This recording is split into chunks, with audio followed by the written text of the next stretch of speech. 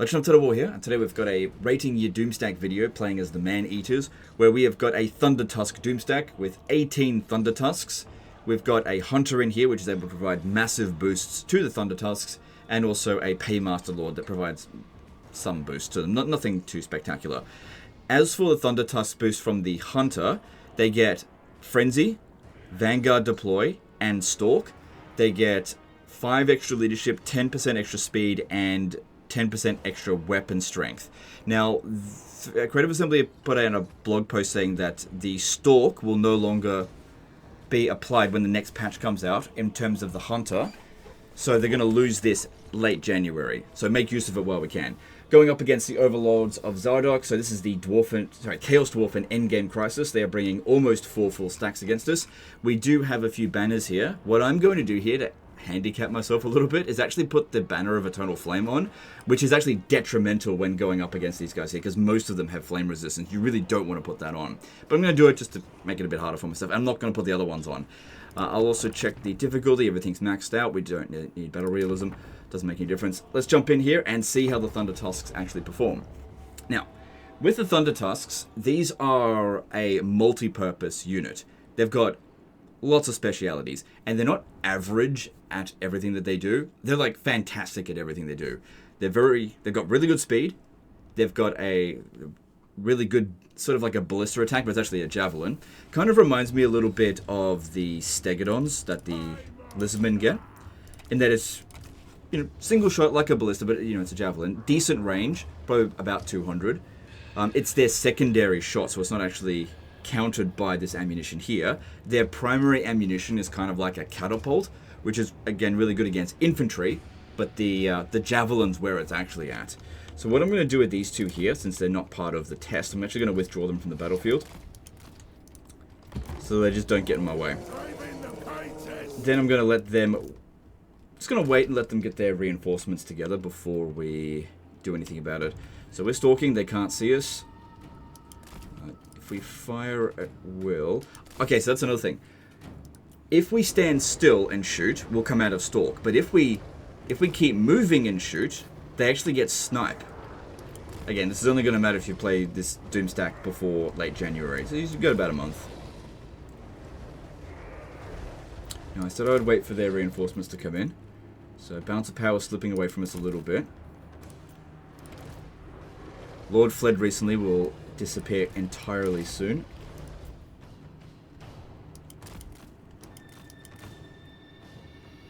And what we want to do tactically to use these guys correctly is skirmish to begin with, and primarily try to take out anything that's like a monster, especially anti-large monsters like Bull Centaur Renders. These ones here with great weapons, they will be exceptionally dangerous to them. So you can see they're trying to find us, but they can't see us. So we're going to come up and just use the ballista on this one. Oh, no, actually, since we'll probably run low on ammo, I think we should use the catapult as well. They'll use both types of ammo. It does tend to be a little bit finicky, the catapult type attack, that one there.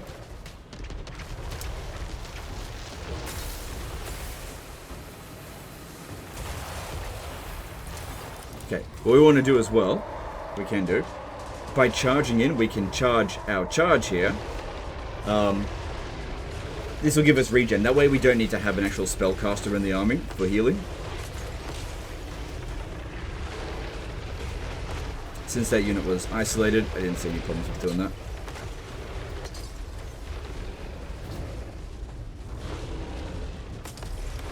Cool. But yeah, there's so many good things about Thundertusks. They slow units down when they get within their aura. They slow units down when they attack them, so you can actually stack that to 60%. Let's try to get this guy over here. Sniping their lords is really good with the javelin attack. Okay, they're going to our last known location. Also, 360-degree range, and you can fire while moving. The Hobgoblin Wolf Raiders are not a big deal. Yeah, look, they're going to our last known location. Must have been the wind. Okay, charging in on them is fine. We just don't want to get pinned down and then end up fighting single entity monsters that will actually do a lot of damage. Because the thing is with Thundertusks, they dish out loads of damage, but they can be kind of a glass cannon because they've got a small amount of missile resistance and that's about it. Their melee defense is not particularly good.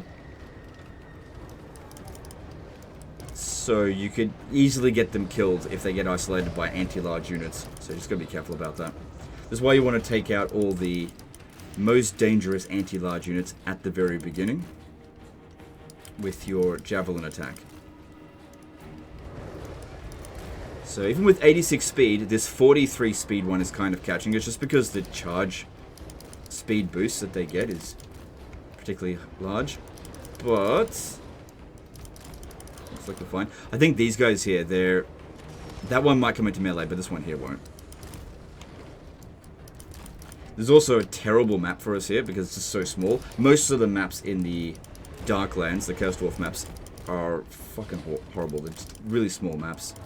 Really hate fighting in the Darklands usually. They're just like square and just half the size of the other maps that are in the game, which are already not very big. So not a big fan of fighting out this way. But this is a good test for this army fighting against the Chaos Dwarfs.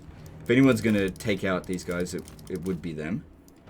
That being said, even though these guys are ice creatures, they're not vulnerable to fire. One of the many reasons why fire attacks are suboptimal in this game, in most cases. Most things are just fire resistance. There's very few things that are actually weak against fire.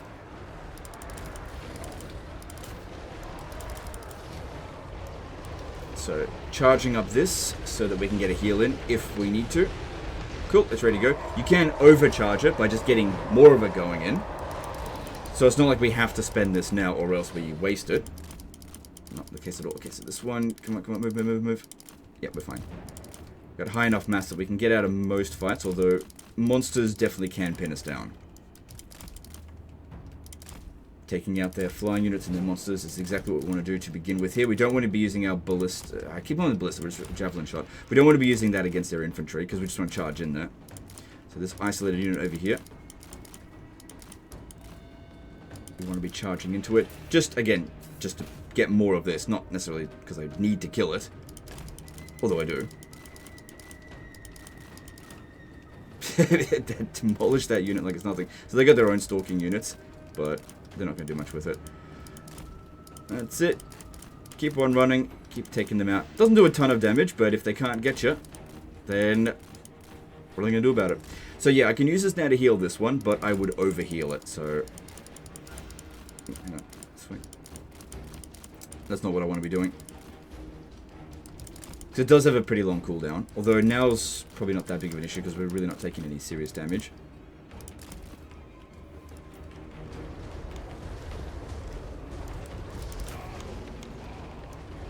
That's it.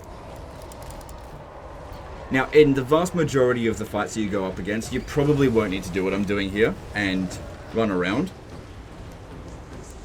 Because if you go up against just one stack of pretty much anything, let's just say you go up against, I don't know, high elves, you can just charge right in. Even if it's an elite army. But if you're going up against 4 full stacks, you know, using your ammunition first, having a skirmish, can work wonders.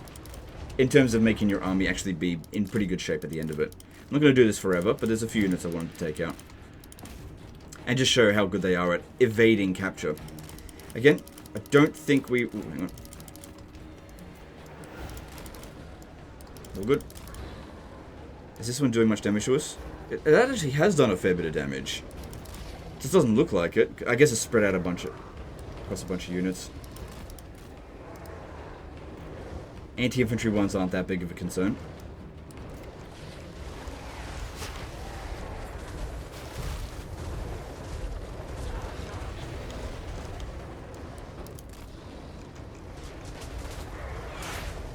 That's it. Because yeah, the Stegodons from the Lizardmen, they have to be standing still while shooting it. Although they do have the other shorter range javelins, their secondary shot. And they also have to be standing in the direction of the enemy unit in order to use their their primary missile attack. Okay, I think we've killed one of their lords, haven't we? Well, there's one of them.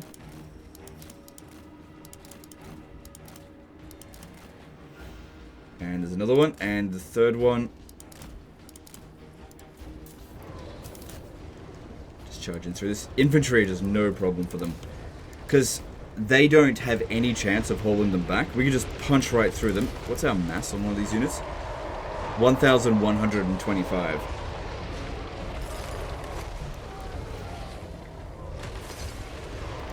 So yeah, that's no issue whatsoever. Right, there's a Kadai destroyer over there. We definitely... we probably could beat it in melee. But it would be better to shoot it. So, primary objective right now, take out the Bull Centaur renders. I think they're one of the more dangerous units. With the ballistas, that's going pretty well. Same thing with anything that's like a missile, a monster type unit. Monstrous infantry or single entity monster. One thing is though, we don't know how much ammo we've got left with these shots. All of our guys are still at full fatigue. They're all quite fresh, that's good. Running's not an issue for them. Okay, bunch of infantry coming in, and then we can use our catapult shots again. Why not?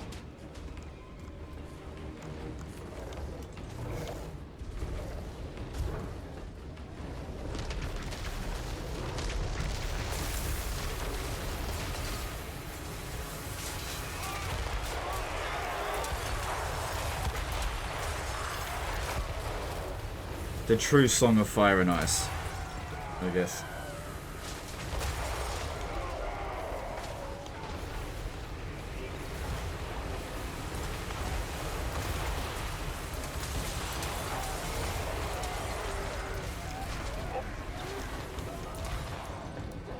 So yeah, it does a ton of damage to infantry with that. Not worried about these ones.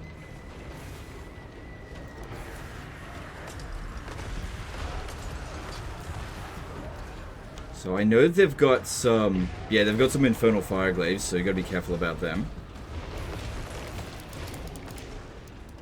Okay, here comes the Kadai Destroyer. I want that one to be up front because I want to be shooting it with our javelins.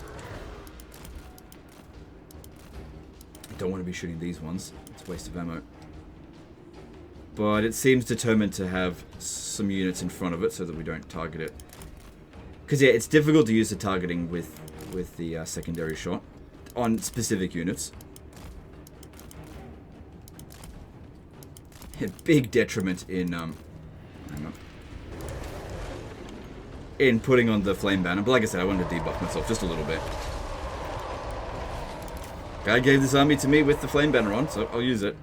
But she didn't use the other banners, legend. Okay, smash them because they're isolated, no problem. So really good with hit and runs. Could use this, but they're already doing so well in melee. Let's just focus on saving up for those. God, they just demolish heavy infantry like it's nothing.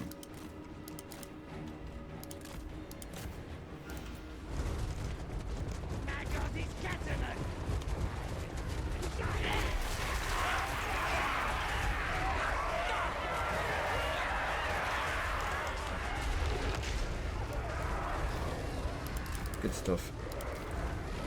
Alright, so we have killed almost half of their army.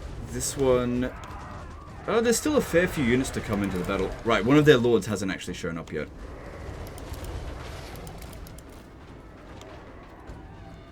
Are there any more Kadai Destroyers still coming? Yeah, there's one more in there, and none there. Okay.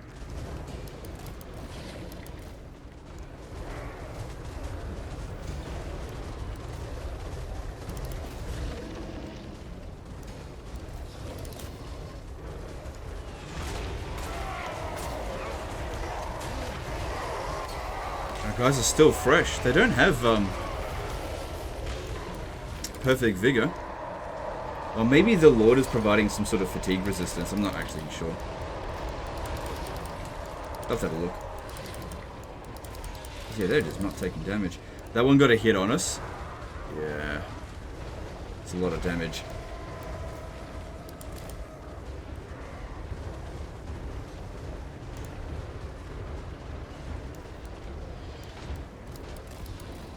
But none of them are damaged enough that we need to use this. Well, this could be another thing that you can use to try to slow them down if you really want. Again, I can only target a single unit with that.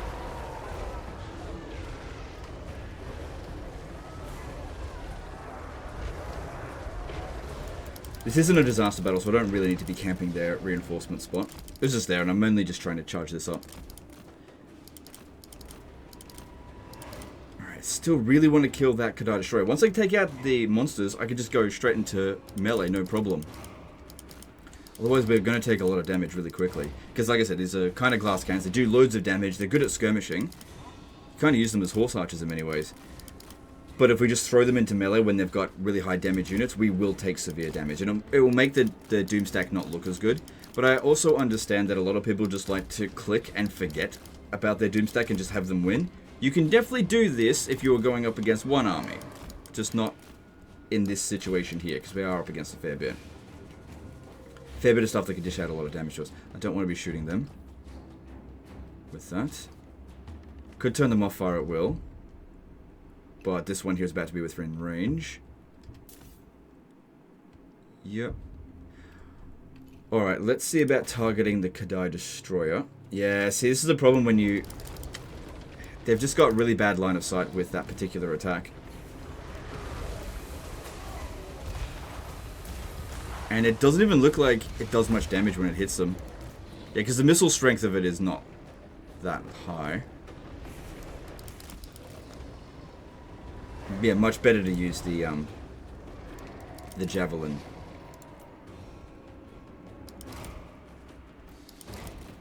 Alright, things are going so well in this battle. I was going to wait until something was actually a little bit more damaged. I'm just going to pop this down now. It's going to overheal it, but as you can see, we've got multiple charges of this. And it seems like our secondary shot just has absolutely fuckloads of ammo. I would have thought we'd run out by now, because they've been shooting for a good long while.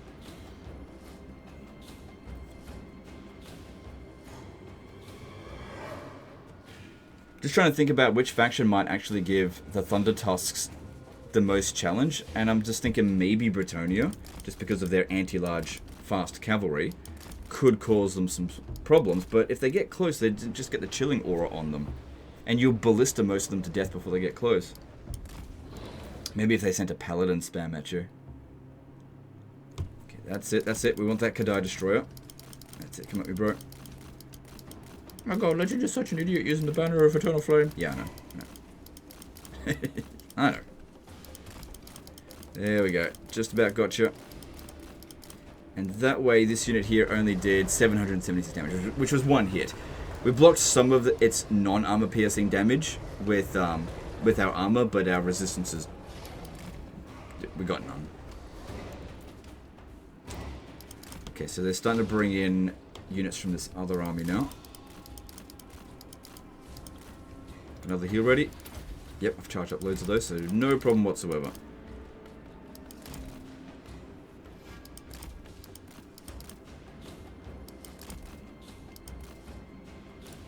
So yeah, I don't think it's really that big of a deal for these guys to lose Stalk. I imagine they'd be pretty much just as effective at doing this.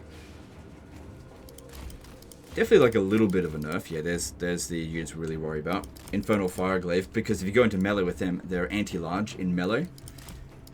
So quite dangerous unit. Not dangerous, but I do want to shoot down this Demon Smith here. Maybe some of them are actually starting to run out of ammo because they're not shooting the javelins anymore. Well, if that's the case, then we're just going to melee. Yeah, so these ones here, it seems like they've run out of ammo. These ones are still shooting, so let's move them back a little bit. Don't want to be shooting at this one. I want to shoot at the Demon Smith. But will they even do that? If I tell them to?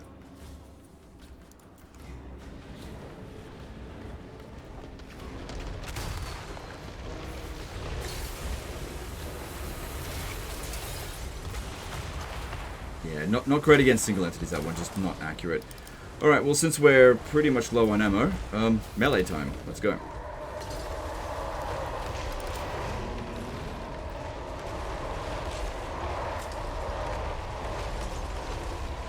And we'll see how they perform from this point. Alright, that's a problem. Anti-large. So definitely want to get rid of that. I expect it'll do a fair bit of damage. Same thing with the Kadar Destroyer and more Centaur Renders. Probably could have used our ammo a little bit more efficiently, but I'm sure we'll be fine. I do expect now we're going to take some serious damage. But any of them that get severely damaged, I'll pull them out. I've just got to wait a little bit to get them back in there with Meat Frenzy. Meat Feast, sorry, not Meat Frenzy. Okay, we cannot be letting the blunderbusses and stuff shoot at us. So some of our guys are going to have to pull out from here and just charge into them. But I think the Kadai Destroyer is doing the most amount of damage to us. Just always be charging. Okay, this one here is pretty badly damaged. We'll pop that down.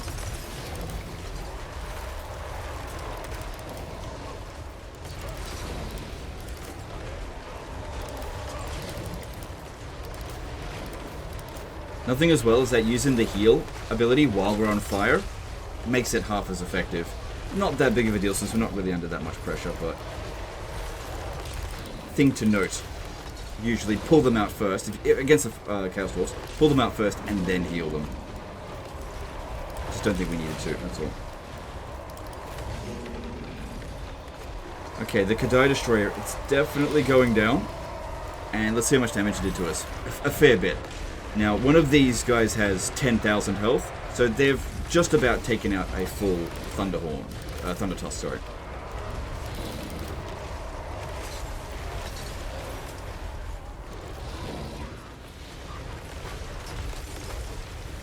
Just about. So I think in a one-on-one duel, a Kadai Destroyer will actually take out a Thundertusk.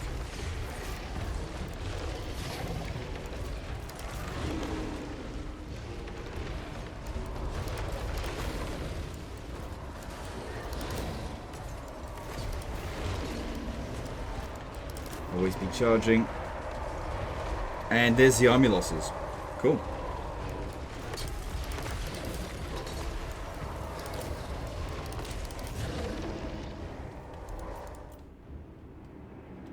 So what's left here? Probably, yeah, Kadai units. Because they're unbreakable until they've taken a certain amount of damage. The Fireborn, though, they're not that big of a deal.